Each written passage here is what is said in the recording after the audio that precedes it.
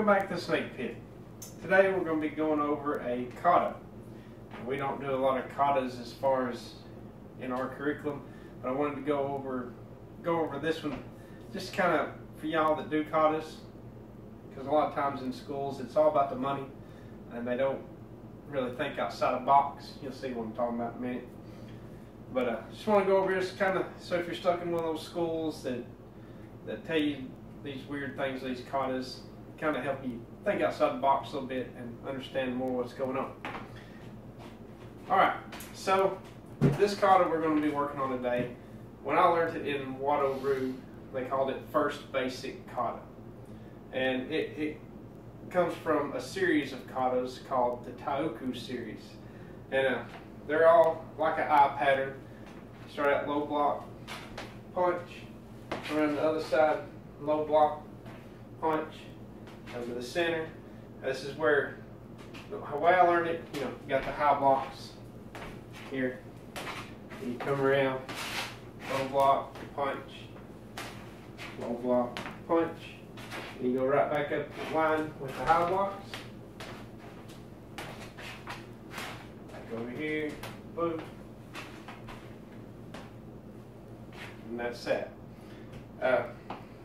And in the Taikyoku series, that would have been one series. And then they also had, we go here, right, other side. Then when you go down here, it's 12 blocks. Alright, and then same thing, you had punches. So, and it goes on. But for all intents and purposes, we're going to be just going over this one as it is. And we're going to let it go high blocks. Alright? Now, two things. The way I was taught is it's multiple attackers. You're blocking a kick and you're punching. Alright? Then there's a guy kicking you over here. I don't know how you see this. I guess you got eyes in the back of your head.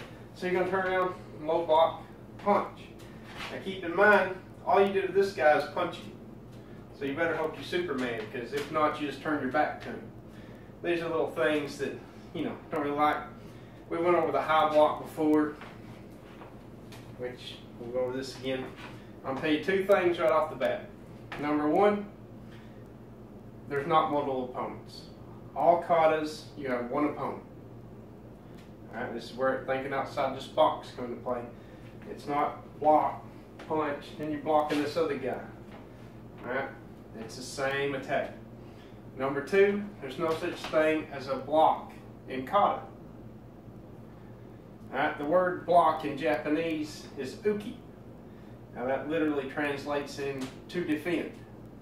And they couldn't necessarily call it a to defend, an outside to defend, and an inside to defend. So they called it a block. And then just gets in people's mind, you're blocking.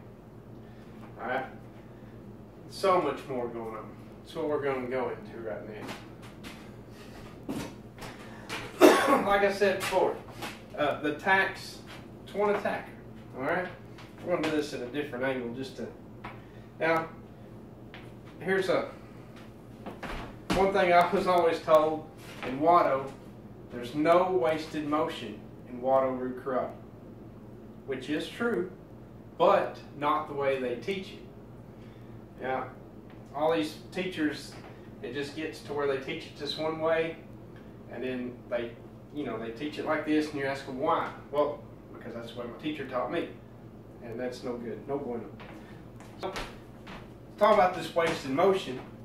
When you low block, they always say bring you up here and guard your face, and then block down here. If there's an attack coming over here, why am I guarding my face right here? Now there's a reason for that. It's just like the horse stance. We get in the horse stance. We went over that in a scraping hoof video. All right. I always say get in the horse stance, just like that. Why? Well, that's just the way you do it. There is a perfectly good reason why you get in the horse stance like that. Now, let's say your attack is right here in front of you. So you had this motion right here, right off the bat. Now, evidently, you're not going to block something over here if he's right here. All right. Thinking outside the box, this could be many things. Alright, you could be coming up here, reaching here, hair. Boom. So, reaching here. Alright, and then what you do? Boom. And this could also be as you step up, you can just give them a little knee right here. Boom. Alright? And then we went over the other side, right? Boom. Alright? Just think outside that box. Here. Yeah. It can not even be grabbing hair. It could be here. Wrist lock.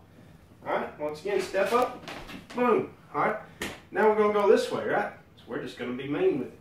So, here. Boom. Ow. Ow. As you see, it kind of varies, but you get the gist of what I'm talking about here. Boom. Alright? Just think outside that box. Play with it. There's lots of stuff here. Let's go to the high block. Alright? Yeah. Come here, Josh. Let's say he grabs right here. Not here. About right here. Alright? High block, right? Boom. Same motion that we're going to do. High block. Alright? Yeah. See how this works? Boom. Alright? It could be choking. I ain't got a wall to put you up against. Well, let's pretend like you're up against the wall here. Alright? If Josh, if I got him up against the wall and he's tucking his chin, I can't choke him right here. I can't, you know what I'm saying? I'll block. Roll it right in here. Boom. Alright? So just little things to think outside the box. Think, what am I doing here? And just, katas, there's people that spent years and years and years just learning one kata. Now I want to talk about you got the inside block. Alright, it's the inside block. Alright, then you got the outside block. Alright. It's kind of, now these, there's of course lots of uses for these. I'm just going to get in a few, you know. I don't like to give you too much information. I like for you to think for yourself. You should feel free to send me any comments, questions, but just try to think for yourself. Think of this box. Bruce Lee used to always say the best education is self-education. Like a wrist grab. Alright? Simple outside block. Boom. Alright? Alright? You can do an inside block. It's the same. Alright? Just think. Yeah. Boom. You can come in here. Boom. What about this kid? What if someone grabs you like this kid? Well, grab me like a man then. Yeah.